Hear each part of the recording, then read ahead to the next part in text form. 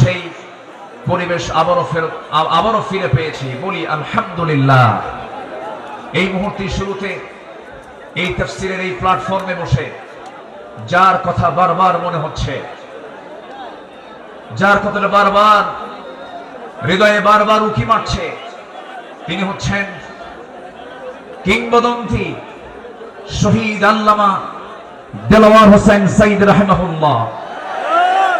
সম্মানিত ভাইয়েরা, 2009 সাল আমার জীবনের প্রথম হজ এবং 2009 সালে শহীদ আল্লামা দেলোয়ার হোসেন সাইদি সাহেবের শেষ হজ। আরাফার ময়দান, মিনা, মুজদালিফায় বিভিন্ন জায়গায় একসঙ্গেই ছিলাম। এক পর্যায়ে আল্লামা সাইদ রাহিমাহুল্লাহকে প্রশ্ন করা হলো, দেশে মামলা হচ্ছে, ট্রাইব্যুনাল গঠন হচ্ছে, হুজুর আপনার এই মুহূর্তে দেশে ফেরত না যাওয়াই ভালো, আপনি থেকে যান। উনি মুস্কি হাসি মেরে বললেন, আমার প্রিয় মাতৃভূমি, আমার দেশ বাংলাদেশ, আমার দেশের জনগণ মানবেতর জীবন যাপন করবে, কারারুদ্ধ থাকবে, জেল খাটবে, রক্ত ঝরাবে, আর সাইদি পালিয়ে বেড়াবে, বিদেশে থাকবে, এমন শিক্ষা আমার রাসূল দেন নাই। তিনি জেলকে, হামলা মামলাকে তোয়াক্কা না করে বীরের বেশে তিনি দেশে ফিরে এসেছেন। 2010 সালের 30 জুন তাকে অন্যায়ভাবে গ্রেফতার করা হয়। দীর্ঘ 13টা বছর অন্যায়ভাবে জেলখানায় আটকে রাখা হয়। এদেশের নির্যাতনের ইতিহাসে সবচাইতে রিমান্ডের সবচাইতে বেশি নির্যাতন করা হয়েছে আমাদের আল্লামাকে। সম্মানিত ভাইয়েরা, শুধু এটাই শেষ নয়, শেষ পর্যন্ত 2023 সালের 13ই আগস্ট চিকিৎসার নাম করে সেই জায়গা থেকে, জেলখানা থেকে জোর করে সেখান থেকে বের করে হসপিটালে তাকে ষড়যন্ত্রের মধ্য দিয়ে ইমাম আবু হানিফার ওই একই পদ্ধতিতে বিষ প্রয়োগের মধ্য দিয়ে পয়জনিং করে তাকে শহীদ করা হয়েছে।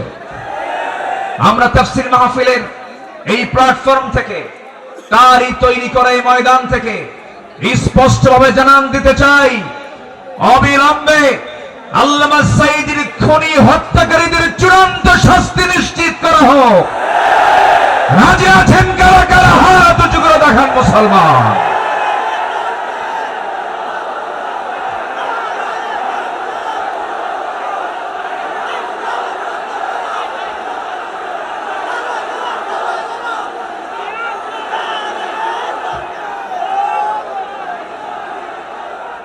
আল্লাহ কবুল করুন, জোরে বলে আমিন। 3 অপরাধের কোনো ক্ষমা নাই। কয়টা? 3 অপরাধের কোনো ক্ষমা নাই। নাম্বার 1 কতলুন নফস, যারা হত্যাকারী তাদের কোনো ক্ষমা হতে পারে না। নাম্বার 2 আশ-শাইখুজ জানি, যারা বুড়ো জেনাকার, যারা বুড়ো হওয়ার পরেও যারা জেনা করে তাদের কোনো ক্ষমা নাই। যারা দিন থেকে বের হয়ে যায় মুরতাদ, তাদের কোনো ক্ষমা নাই। সম্মানিত ভাইয়েরা, সম্মানিত বন্ধুগণ, সম্মানিত উপস্থিতি, আজকের এই উপস্থিতি প্রমাণ করে আগামীর দেশ কোরআনের দেশ, আগামীর দেশ ইসলামের দেশ। আল্লাহ কবুল করুন, জোরে বলি আমিন। আরো জোরে আমিন।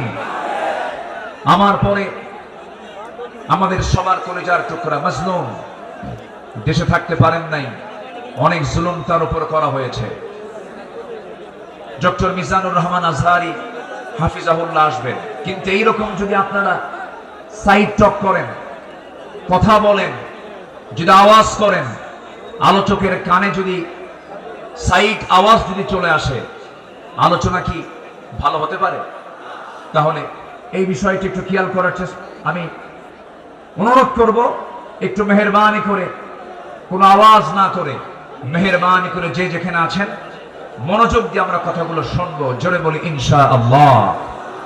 আমি আলোচনার সূচনায় কোরআনে কারীমের গুরুত্বপূর্ণ একটি সূরা সূরাতুল আহজাব থেকে আমি 4টি আয়াতে কারীমা আমি তেলাওয়াত করেছি, যেখানে আমার নবীকে আল্লাহ তাআলা তার কিছু গুণগত দিক তুলে ধরেছেন। এই পৃথিবীতে যত নবী এসেছেন সকল নবীর ভিতরে সবচাইতে বেশি সম্মানিত নবী হচ্ছেন মুহাম্মদুর রাসূলুল্লাহ। জোরে বলুন মুহাম্মদুর রাসূলুল্লাহ। আল্লাহ তাআলা তার রাসূলকে নাম ধরে ডাকতে পারতেন, কিন্তু নাম ধরে ডাকেন নাই। কি সম্মান দিয়েছেন! আমার নবীর সম্মানটা কত! আল্লাহ রাব্বুল আলামিন অন্য নবীদের নাম ধরে ডেকেছেন, ডাক দিয়েছেন। আল্লাহ রাব্বুল আলামিন বলছেন, ইয়া আদামু উসকুন আনতা ওয়া যাওজুকাল জান্নাহ। ডাক দিয়েছেন, ওয়া মা তিলকা বিয়ামিনিকা ইয়া মূসা। ডাক দিয়েছেন, ইয়া ইয়াহইয়া খুযিল কিতাবা বিকুওয়া। আল্লাহ তাআলা সব নবীকে হরফে নিদা প্রয়োগ করে ডাক দিয়েছেন, কিন্তু একটা বারের জন্য আমার রাসূলকে নাম ধরে ডাকলেন না, অথচ কোরআন তার উপরে নাজিল হয়েছে। আল্লাহ রাব্বুল আলামিন যেখানে তার নামটা নিয়েছেন সেখানে তার গুণটা বর্ণনা করেছেন। এক জায়গায় বলছেন মুহাম্মাদুর রাসূলুল্লাহ ওয়াল্লাযীনা মাআহু أشداء على الكفار رحماء بينهم تراهم ركعا سجدا يبتغون فضلا من الله ورضوانا سيماهم في وجوههم من أثر السجود جربون الله أكبر আরেক জায়গায় আল্লাহ রাব্বুল আলামিন তার নাম নিয়ে বলছেন, ওয়া মা মুহাম্মাদুন ইল্লা রাসূল قد خلت من قبله الرسل। কিন্তু আল্লাহ রাব্বুল আলামিন কোথাও নামকে সম্বোধন করে ডাক দেন নাই, আরেক জায়গায় ডাক দিচ্ছেন, ইয়া আইয়ুহাল মুসাম্মিল কুমিল লাইলা ইল্লা কালিলা নিসফাহু আও ইনকুস মিনহু কালিলা। আরেক জায়গায় ডাক দিচ্ছেন, ইয়া আইয়ুহাল মুদ্দাসসির কুম ফাআনযির ওয়া রাব্বাকা ফাকাব্বির ওয়া সিয়াবাকা ফাতাহহির। জোরে বলুন আল্লাহু আকবার। ঠিক এই জায়গায় আল্লাহ রাব্বুল আলামিন সূরাতুল আহজাবের 45 নম্বর আয়াতে আল্লাহ রাব্বুল আলামিন তাকে কি সুন্দর করে ডাক দিচ্ছেন, ইয়া আইয়ুহান নাবিয়্যু ইন্না আরসালনাকা শাহিদাও ওয়া মুবাশশিরাও ওয়া নাযীরাও ওয়া দাঈয়ান ইলাল্লাহি বিইذনিহি ওয়া সিরাজাম মুনীরা। জোরে বলুন আল্লাহু আকবার।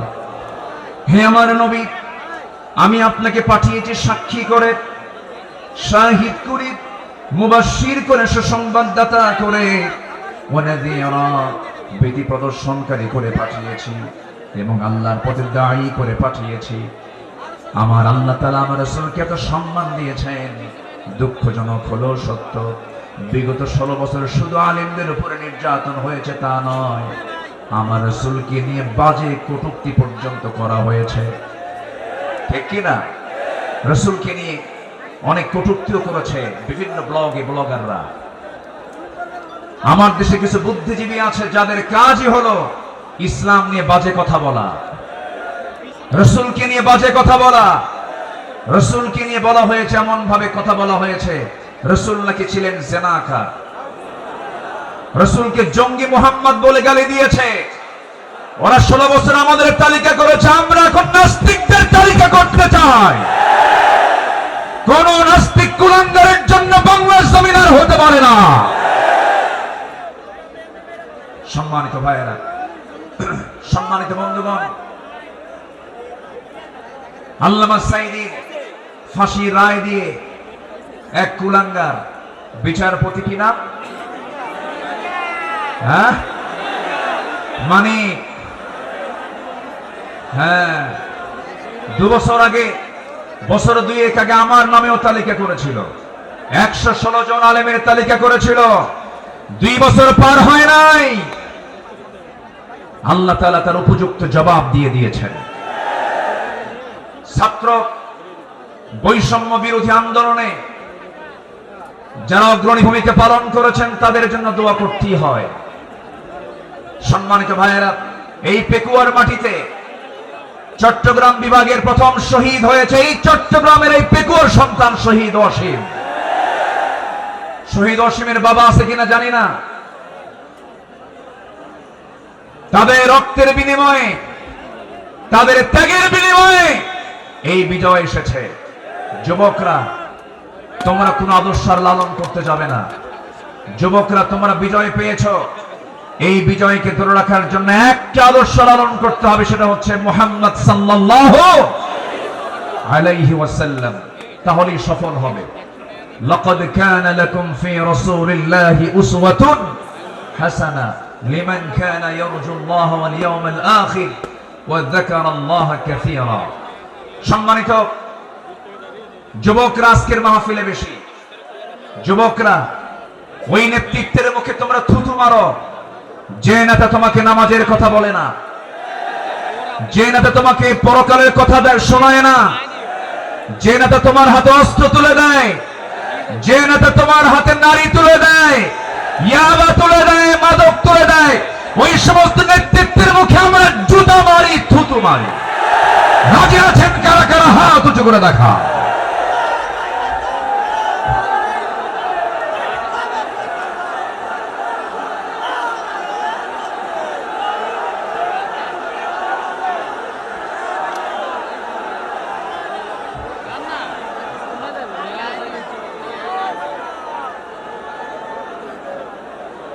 আল্লাহ কবুল করুন, জোরে বলি আল্লাহুম্মা আমিন।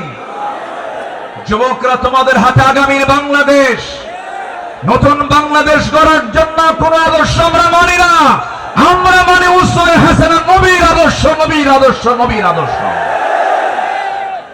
আল্লাহ কবুল করুন, জোরে বলি আমিন। প্রত্যেক মাহফিলে টাইম সিলেকশন থাকে না, আজকের মাহফিলে টাইম সিলেকশন আছে। আমাকে খুব অল্প সময়ের মধ্যে হয়তো আমাকে শেষ করতে হবে, এই জন্য আমাকে সামারাইজ করে, সংক্ষিপ্ত করে কিছু কথা বলতে হচ্ছে। সম্মানিত ভাইয়েরা, সম্মানিত বন্ধুগণ, এই মাহফিলের এই প্ল্যাটফর্মে 16 বছর যারা এই কাজ করেছেন তাদেরকে ভালোভাবে মাহফিল করতে দেওয়া হয়নি। আমি আব্দুল্লাহ আমিন, আমাকে কত জায়গা থেকে মাহফিলের এই প্ল্যাটফর্ম থেকে, এই চেয়ার থেকে কতবার ধরে নিয়ে যাওয়া হয়েছে এটার হিসাব আমার নাই।